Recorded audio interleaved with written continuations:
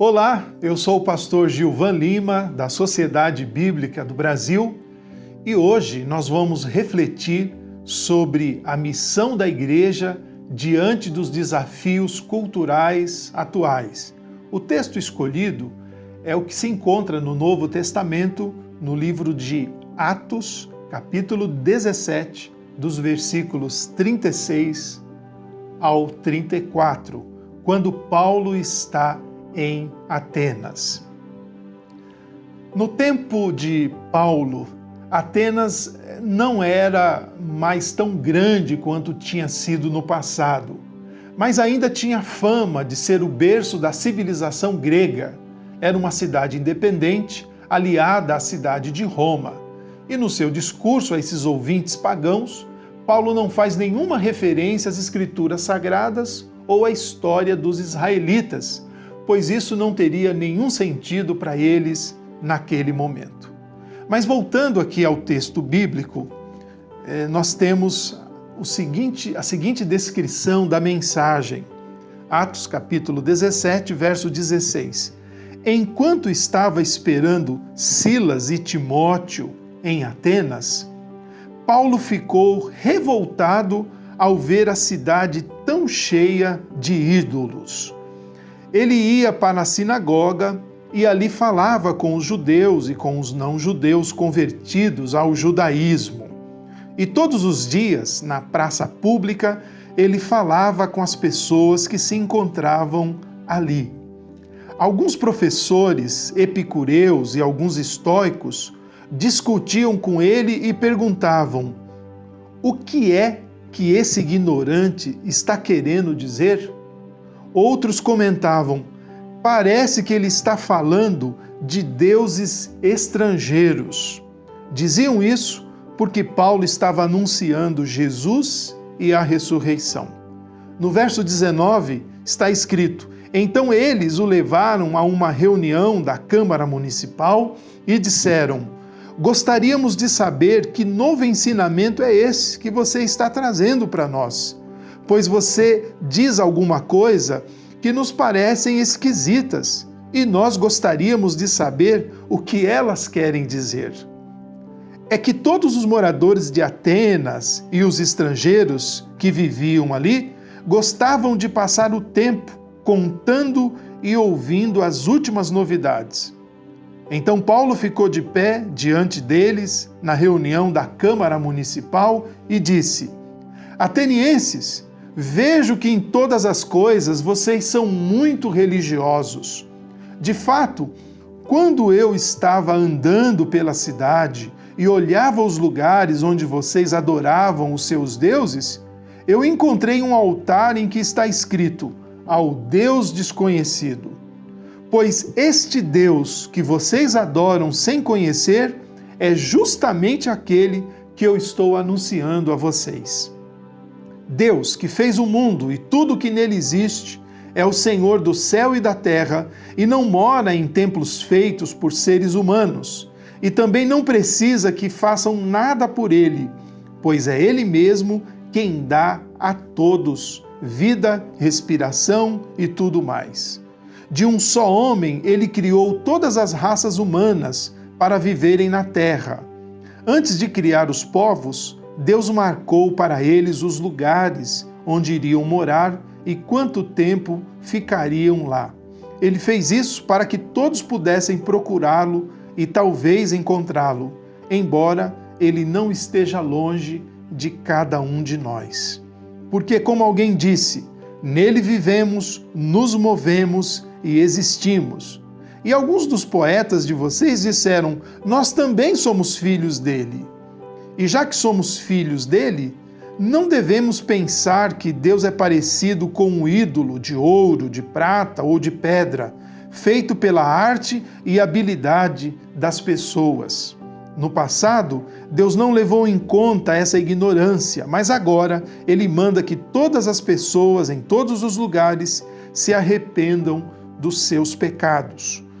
Pois Ele marcou o dia em que vai julgar o mundo com justiça, por meio de um homem que escolheu, e deu prova disso a todos quando ressuscitou esse homem. Quando ouviram Paulo falar a respeito da ressurreição, alguns zombaram dele, mas outros disseram: em outra ocasião, queremos ouvir você falar sobre esse assunto. Então Paulo foi embora, mas algumas pessoas creram e se juntaram a ele. Entre essas estavam Dionísio, que era membro da Câmara Municipal, e uma mulher chamada Dâmaris, e mais outras pessoas. Quando nós lemos aqui o discurso de Paulo, e eu fiz questão que nós nos atêssemos à leitura bíblica, o verso 22 diz que Paulo ficou de pé, nós podemos resumir assim a mensagem de Paulo. Primeiro, esse Deus desconhecido que vocês adoram é o Deus verdadeiro, mesmo que vocês não saibam. Quando aparece essa expressão aqui ao Deus desconhecidos, era que os gregos queriam alcançar todos os deuses, né? E há quem diga que em Atenas, naqueles dias, tinha estátuas e monumentos, lugares de adoração a deuses dos mais diversos. Era mais fácil você encontrar uma estátua ou uma imagem em Atenas do que encontrar mesmo pessoas. Então eles tinham um medo de que talvez estivessem esquecido alguma divindade. Então eles elegeram esse altar ao Deus desconhecido. A segunda coisa, Paulo diz, vocês podem aprender muito a respeito desse Deus observando o que ele faz no mundo que ele criou, pois a glória de Deus se manifesta na natureza, como diz lá o Salmo 19, né? Os céus manifestam a glória de Deus. Assim, Deus se expressa por meio da sua criação, da revelação natural. A terceira coisa que Paulo diz na mensagem é: esse Deus verdadeiro, ele vai continuar sendo desconhecido a menos que vocês o encontrem na pessoa de Jesus Cristo. Então, em Atenas, Paulo se depara com os ensinamentos filosóficos, religiosos, dominantes na sua época. E a mensagem do Evangelho é loucura para as pessoas daquele tempo, como é também para muita gente hoje, né? Contudo, Deus deseja alcançar todas as pessoas com a sua palavra, pelo poder do Espírito Santo, de maneira que as pessoas abram os corações e as suas mentes para a boa nova a respeito de Jesus e a respeito da ressurreição. Muito bem, o tempo passou, mas o mundo de hoje continua o mesmo. Não faltam crises na família, crises na sociedade, guerras, fome, racismo e tantos outros males que afetam o ser humano que insiste em viver uma vida de pecado e afastada do seu Criador. Por isso a missão da igreja em tempos de crises, como a que nós estamos vivendo, é fundamental para enfrentarmos os desafios contemporâneos.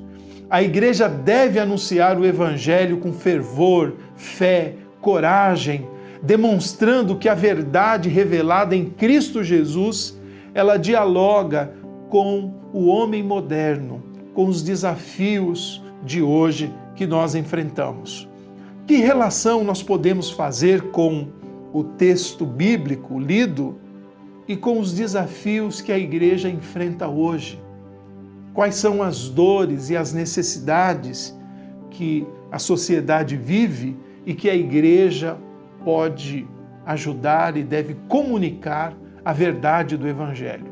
Eu listei algumas para falarmos nessa pequena mensagem. Uma das coisas são as mudanças culturais e a secularização. O avanço do secularismo e do relativismo moral tem provocado um impacto profundo na igreja. A cultura contemporânea, cada vez mais voltada para o individualismo e a rejeição de absolutos morais, desafia os valores bíblicos e as autoridades, ou melhor, e a autoridade das Escrituras. Em meio a esse cenário, a resposta da igreja tem sido, em muitos casos, insuficiente.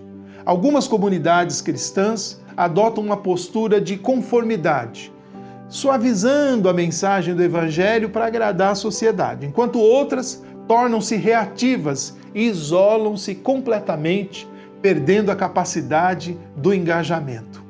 Ambas reações contribuem para o distanciamento da igreja em relação ao mundo e o seu redor, e isso agrava ainda mais a crise. A outra coisa é a falta de adaptação às novas gerações. Como atrair e engajar as novas gerações com a mensagem de Jesus? Esse é um dos maiores desafios enfrentados pela igreja hoje. Jovens que cresceram em um mundo digital buscam experiências significativas, relacionamentos autênticos e um senso de pertencimento. Mais frequentemente, sentem que a igreja falha em atender a essas necessidades. Diferenças de linguagem, formato e abordagem diferentes criam barreiras entre líderes tradicionais e os jovens. A ausência também da inovação nos cultos, a falta de interação nas mídias digitais e a dificuldade em abordar temas contemporâneos com clareza e honestidade são fatores que acabam afastando essa geração, tornando-a mais propensa a buscar um significado fora da igreja. Outra coisa que identificamos é falha na relevância social e comunitária onde a igreja está inserida. A desconexão com as necessidades locais é um outro fator crítico que contribui para a crise na igreja, quando a comunidade percebe que a igreja não está atenta aos problemas ao seu redor, como pobreza, violência, desigualdade e crises familiares, essa comunidade se torna irrelevante e desprovida de propósito para aqueles que estão buscando apoio. Por outro lado, nós temos exemplos de igrejas e comunidades cristãs que têm se reinventado nesse aspecto, tornando-se agentes ativos na transformação social. Igrejas que desenvolvem projetos comunitários e atuam como pontos de apoio. Em tempos de crise, elas promovem ações que refletem os verdadeiros valores do Evangelho, demonstrando que é possível reconquistar a relevância e o impacto da igreja, o testemunho cristão na sociedade. Finalmente, como nós podemos superar esses desafios? Eu elenquei alguns aqui. Primeiro, precisamos retornar à centralidade da palavra de Deus. A Bíblia, ela precisa ser o ponto central da igreja, a vivência da Bíblia, uma comunidade que tem os seus valores voltados na palavra de Deus, esses valores transbordam para a comunidade onde ela está envolvida e elas percebem e veem, não é, o amor de Jesus transmitidos por meio dessa comunidade.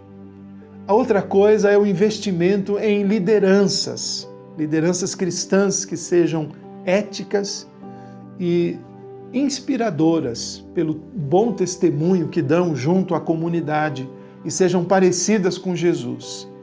Também nós precisamos orar e buscar por um reavivamento espiritual na comunidade e nos envolvermos com a sociedade e essa relevância cultural, trazendo para elas os valores cristãos. Precisamos nos importar com a comunidade que está em torno da igreja, como vivem, quais são as suas dores, como a igreja pode ser resposta às dores daquela comunidade onde a igreja está ativa. Isso traz relevância cultural. E também nós precisamos nos adaptar a uma realidade digital na comunicação da mensagem de Jesus.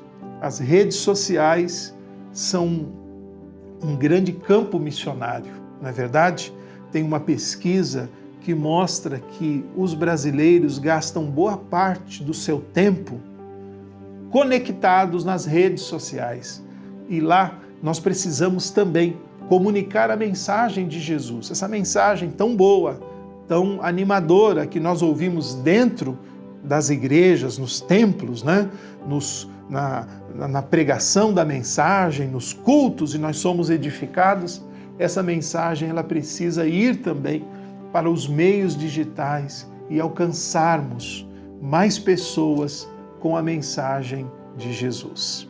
Como você viu, Paulo enfrentou em Atenas, né, desafios culturais, idolatria, ele enfrentou pessoas que não enxergavam no Evangelho, né, essa boa notícia, mas o Paulo interagiu e comunicou a mensagem do Evangelho. Hoje, eu e você, como testemunhas de Jesus, somos chamados a comunicar essa palavra, a transmitir essa mensagem de vida que tem o remédio de Deus para a sociedade de hoje. Que Deus te abençoe e juntos vamos celebrar a palavra de Deus, celebrar o mês da Bíblia e compartilhar a palavra de Deus que transforma vidas. Deus te abençoe.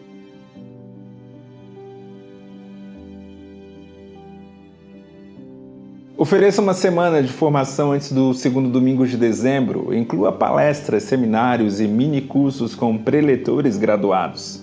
Forneça material, coffee break e certificação. Avalie e documente os resultados. Lance uma campanha de arrecadação de literatura bíblica. Defina metas, prazos e um ponto de coleta. Adquira exemplares para ações locais ou doe para que a própria SBB realize a distribuição.